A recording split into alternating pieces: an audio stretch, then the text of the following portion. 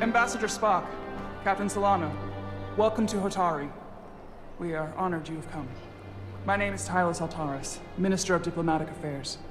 The honor is ours, and this is Commander Jara Rydick, first officer aboard the USS Resolute.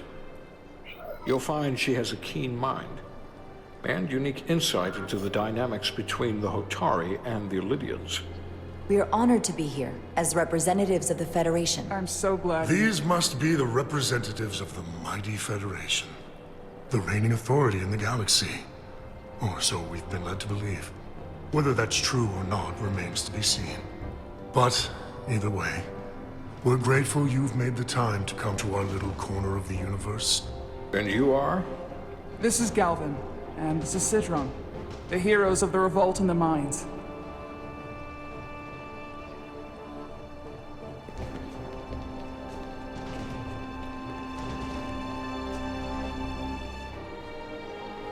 Let's hope this is the last time we ever have to come here.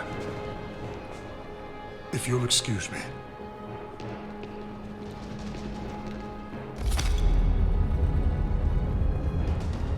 I think we're about to begin. Did you hear the arrogance from that guy? I don't know what we're walking into here. That guy was something. That may be true. But let's keep an open mind going into the negotiations. Hopefully he's just one voice amongst many. Then let's hope he's the outlier. The Hotari have invited us as their guests, so we must show them the proper respect.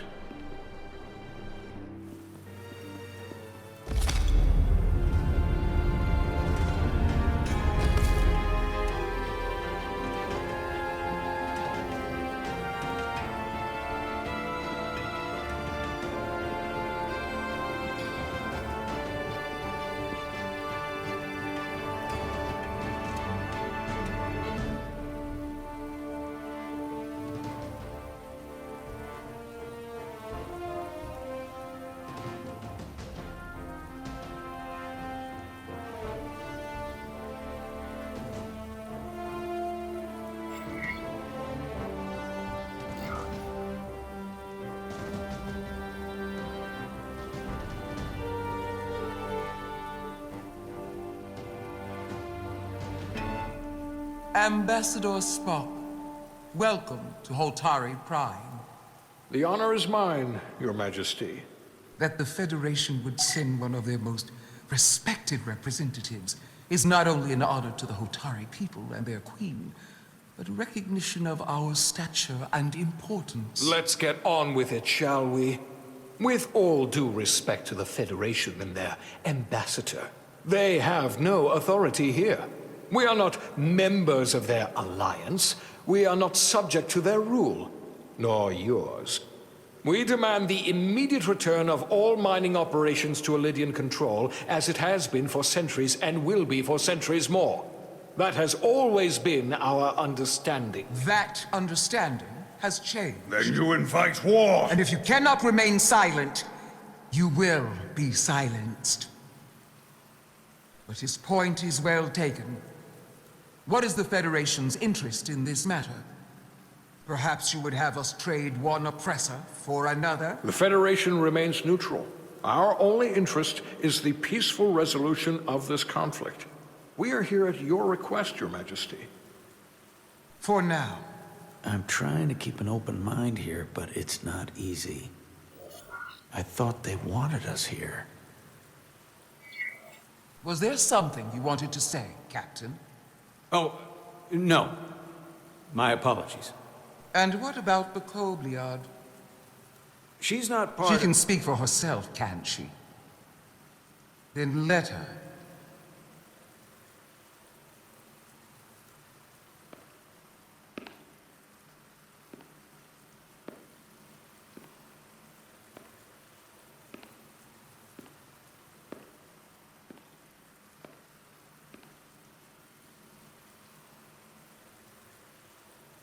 Now then, what is your name? Commander Jara Rydick, Your Majesty. Being a Kobliad, you would know better than anyone. Your people suffered brutal treatment at the hands of the Cardassians. Their injustice towards the Kobliad is as unimaginable as it is unforgivable. Not unlike how we have been treated by the Alydians. As much as they'd have you believe they are the victims here, remember it was the Hotari who attacked us. Hundreds of innocent Alydians were slaughtered without mercy in those mines. The blood is on their hands, not ours. Quiet! If after all the Kobliad suffered, you finally had the chance to right that wrong, to get out from under their control, would you take it? Or would you negotiate a peace?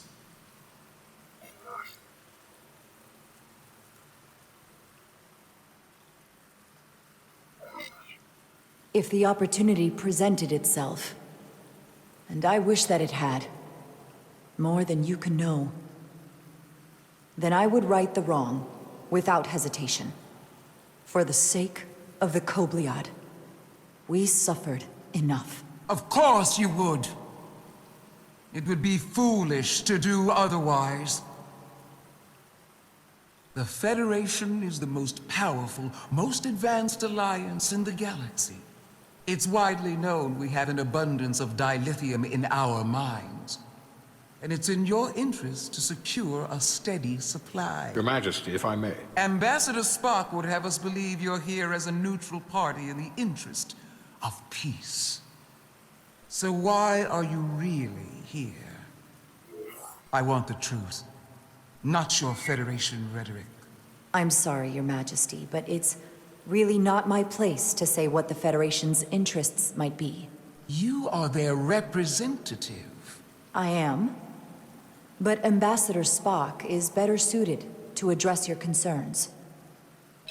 What they haven't said, but cannot deny, is a simple truth. The dilithium trade would not and will no longer exist without Alydian involvement. We created it for the benefit of everyone, especially the Hotari. We've given them warp technology. We've let them share in the profits. We've made their lives infinitely better than before dilithium was discovered. All of that goes away if the Federation turns a blind eye to their treachery. That is enough of your lies! The Hotari are quite capable of running the mines. We've done so for centuries. So tell me, who deserves control of the dilithium trade and the mines on Tau? Who should the Federation recognize? The Hotari or the Alydians? It can only be one or the other, not both.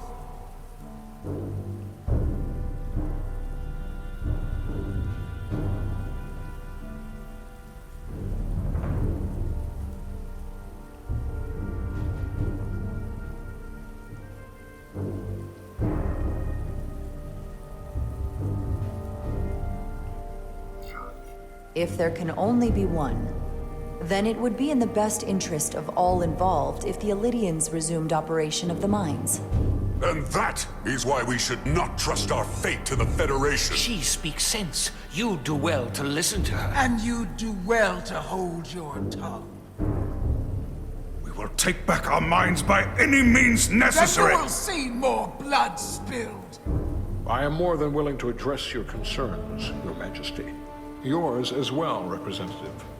But I suggest we could have a more productive conversation with a smaller group. Perhaps only the most essential representatives.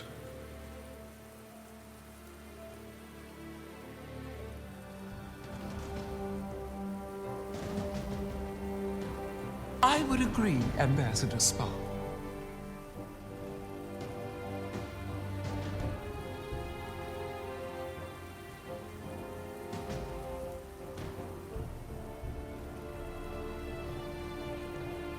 I think this is best left to those of us with more experience in diplomatic matters.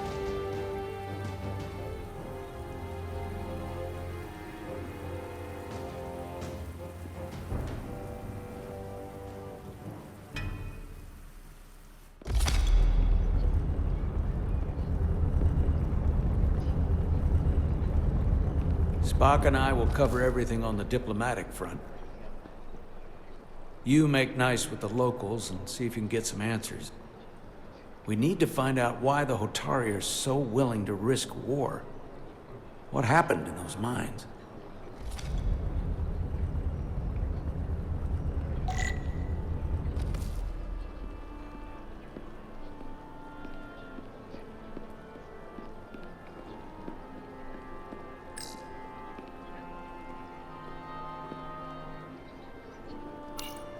Commander, after hearing so much about the Federation's sense of fairness and justice, I was surprised that you sided with the Illidians. In all honesty, I expected more, especially from someone like you. To be clear, I'm not on either side of this conflict. Our only interest is peace. On the Illidians' terms, apparently. I assume you were there, the day the mines were seized from the Illidians. Not seized. Reclaimed. And restored to their rightful owners. Yes, I was there. We had to be decisive. Before the Illidians could even realize their worst nightmares upon them. I'm curious why the Illidians haven't fought back. They have the ability to retake the mines anytime they want. Ability is one thing. Courage is another. The Illidians know any hostile action on their part will not end well. They respect one thing above all else, and that is force. The greater the force, the more certain the outcome. Any talk of making peace is just that, and worth little without the strength to secure it. Which makes me wonder about your ship, the Resolute. Undoubtedly the Federation's finest warship. Ready to contend with anything the Illidians might have in store. Or is that not true? Maybe I've misjudged it. It wasn't designed as a warship. More for scientific research and exploration. But the Federation must have ships designed for war. Technically, they're Starfleet ships representing the Federation. But yes. I see. Sidron. A pleasure meeting you, Commander. I'm sure we'll cross paths again.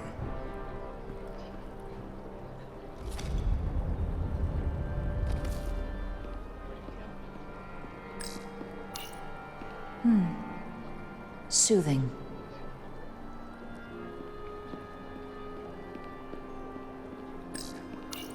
Commander Rydek, I have to admit, I was surprised when you said the Illidians should control the dilithium trade. I was under the assumption the Federation was neutral. But maybe I was wrong. We came to help negotiate a peace, not for business. And I can assure you, we have no interest in dilithium. Everyone has an interest in dilithium. But I trust a peaceful resolution serves all our interests. I saw you speaking with Sidron, our national hero. I'm curious, what did he say? He seems to be of the opinion that negotiating for peace is a waste of time. Because force is the only blunt instrument he understands. He's a miner, not a diplomat. For the first time in our history, the Hotari have the upper hand. We see ourselves as strong instead of downtrodden. New voices have risen up. Old voices shouted down. Galvin and Sidron have become national heroes. Now, they have the Queen's ear. Better or worse, depending on your perspective. I get the sense you don't exactly trust them. I don't trust their instincts, which are leading us to war. My fear has been that the Illidians will launch an attack and crush us. You've seen their starship, no doubt. They could have retaken the mines whenever they wanted to, but it never happened. And as strange as this may sound, I'd almost say they're afraid. I just don't know what they're afraid of. It's still the same bluster and bravado you would expect from them. but it has no teeth. Like they're afraid of what might happen. Do you think it has something to do with the ion storm? Right now, it's stronger than ever, isn't it? It's entirely possible. I'm not a scientist, but I do know the storm has knocked out all kinds of systems. So maybe the Illydians weren't willing to risk their ships, given all the interference.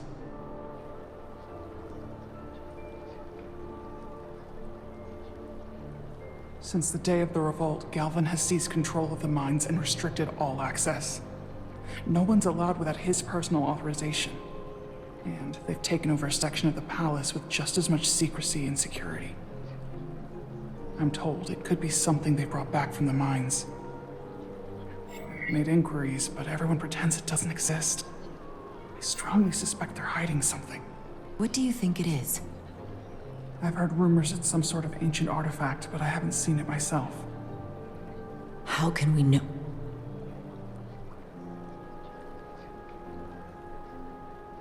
I'd better see what's happening. Do you think you can find out what they're hiding? I need to see proof of something before I can make my case to the Federation. I can try, but even if I found it, I might not know what to make of it. Take this. You can use it to capture whatever you find, and then send it to me.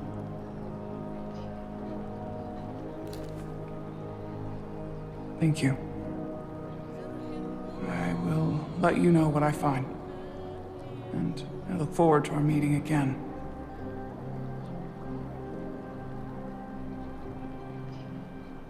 Sorry, I don't mean to bother you, but I couldn't help but notice you were speaking with the Hotari this whole time.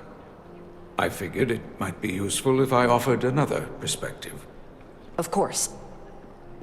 I have to say, I fully expected you to side with the Hotari, but obviously the Federation wants a steady supply of dilithium.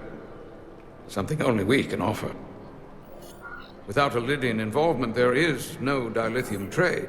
Left to the Hotari, it would be nothing short of a disaster. Restoring the status quo and returning the mines to Illydian control offers a stability that can be mutually beneficial. Well said. In that case, everyone wins and there's no need for bloodshed. Major Salit Arminta, Special Attaché, Illydian Armed Forces. Pleasure to meet you, Commander. I have my issues with the Hotari, but I have to give them some credit. They know how to seize an opportunity. Inciting an uprising the same day as a massive, once-in-a-lifetime ion storm. Our assumption was that this storm was just an anomaly. Yes, a very convenient anomaly. At least, that was what we were told. Of course, I wasn't there. But who am I to say otherwise? You sound skeptical. Well, the official story is that it was the storm that enabled the revolt. How else do a bunch of unarmed, unorganized miners seize control of an entire moon, much less thousands of mines? But I've talked to people who were there. They tell a different story. They say they're lucky to have escaped with their lives. That it was more than just the storm. That somehow the miners were able to harness the energy from the storm. I know it sounds crazy. I'm not even sure I believe it myself. You just answered your own question. How do a group of miners do something that in theory can't be done? That's how. Harnessing the storm. But even if it's true, how does that even happen? You tell me. If you'll excuse me, Commander Ryder.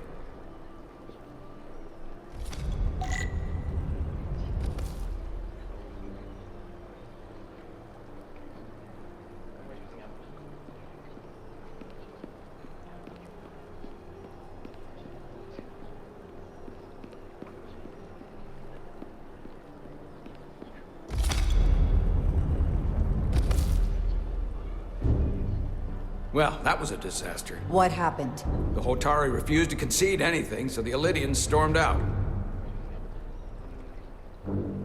The Hotari did not invite us here as peacekeepers.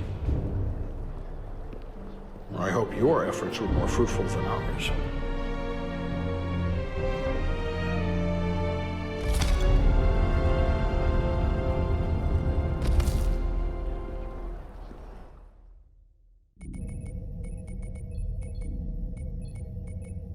Gravitational harmonics failing to resolve. Warp bubble stability degrading. Increase output to maximum. Increasing warp output to maximum. It's happening again.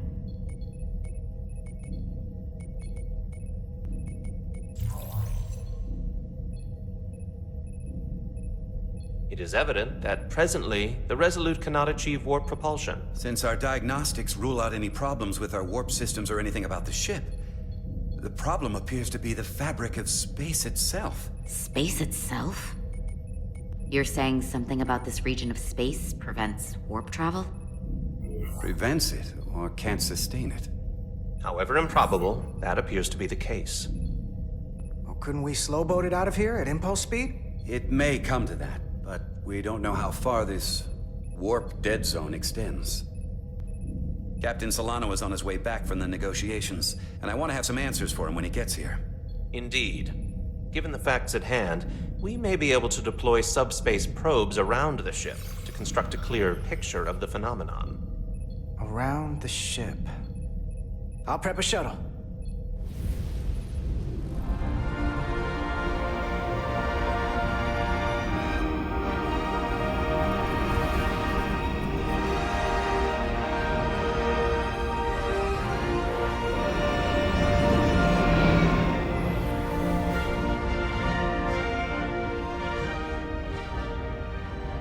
Setting up a waypoint at a distance roughly corresponding to the edge of our warp field.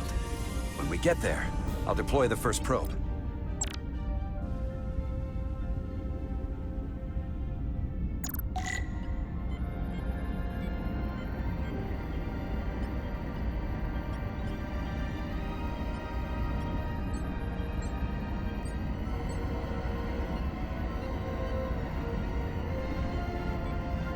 Commander Westbrook, the Resolute systems are calibrated to receive the probe's readings.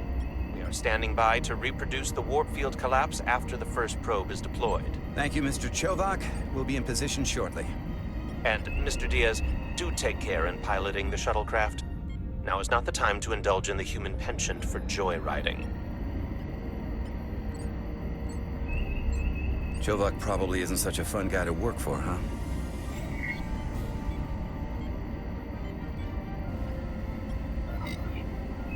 Nah, Lieutenant Commander Chovak's not so bad. You know, once you get used to him. And, I've learned a lot working under him. I have a feeling I'm going to have to work harder to be a political animal like you, with this new first officer coming aboard.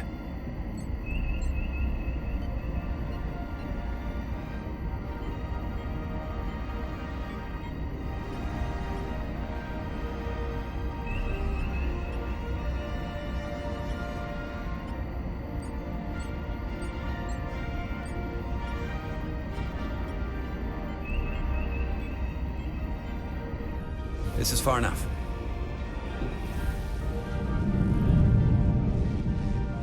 Transporting the first probe into position.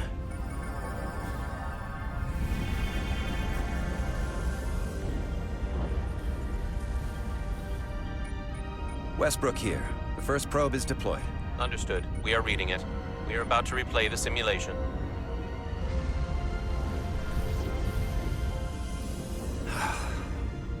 Problem? I just can't get a handle on her. Commander Rydek. She rejected my plan to use a deflector pulse against the storm surge. But on the other, she did listen to my advice and use the whole polarity trick to get you through that excursion alive. I'm not saying there's anything wrong with the new XO. I'm sure she's a fine officer, even if we don't see eye to eye. But she didn't go through what the rest of us did. You know that. And it's hard to figure out why she'd be the one Solano chose instead of, well, one of us. I've heard some good things. You should at least give her a chance. I'll take that under advisement. Test is running. Warp field collapse in 3, 2, 1, mark.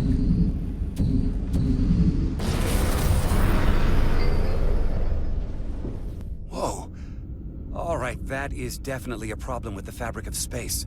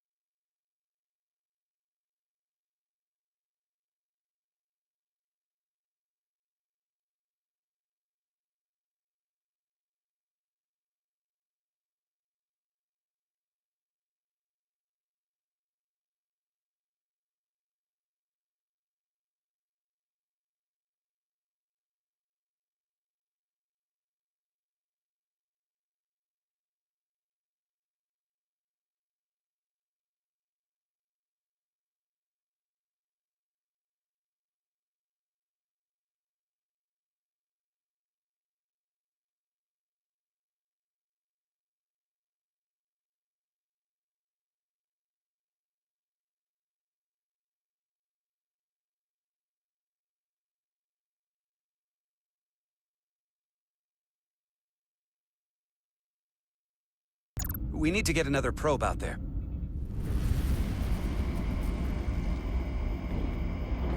With 2 points of data, the Resolute and the probe, we've managed to get an interference pattern. I'm setting a waypoint to a particularly strong area of interference. We'll deploy the second probe there.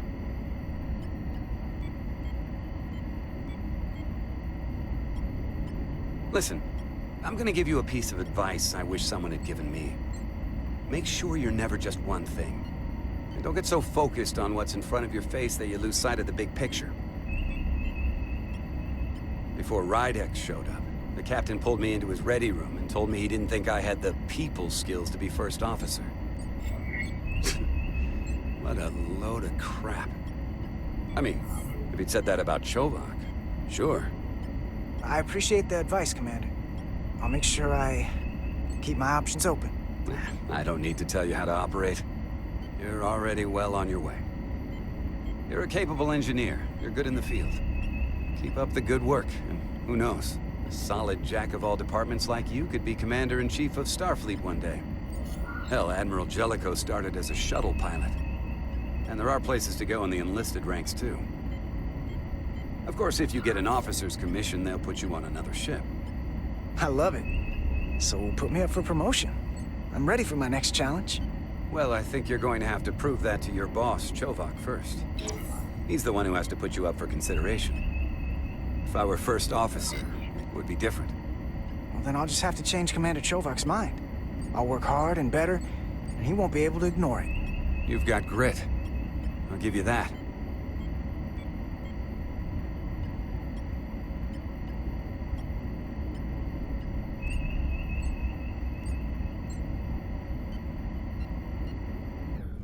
Here. This is close enough. Stop the engines. Deploying the probe. Westbrook to Commander Chovak. We're ready for another sampling of data. Very good. Running the simulation again. Warp field collapse in 3, 2, 1. Mark. There it is again. I saw it. It seems to be directional. But what about the scans? Anything?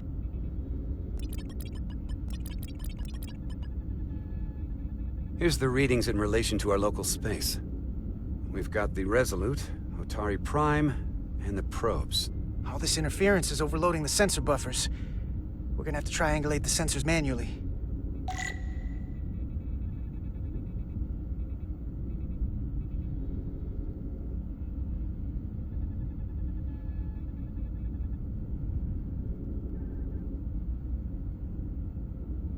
We got something. These markers indicate peaks in the gravimetric interference patterns. Let's see if I can find some more.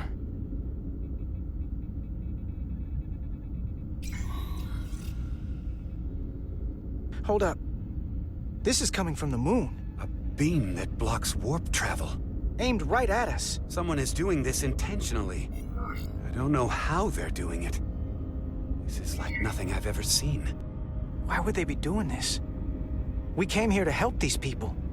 And now we're getting hit by some warp-killing weapon? Now, look here. It's current readings of the ion storm. These concentrations. They line up with the interference pattern. The storm and this beam, they're coming from the same place. Carter, whatever petty local conflict brought us here, it's just a small part of something much bigger.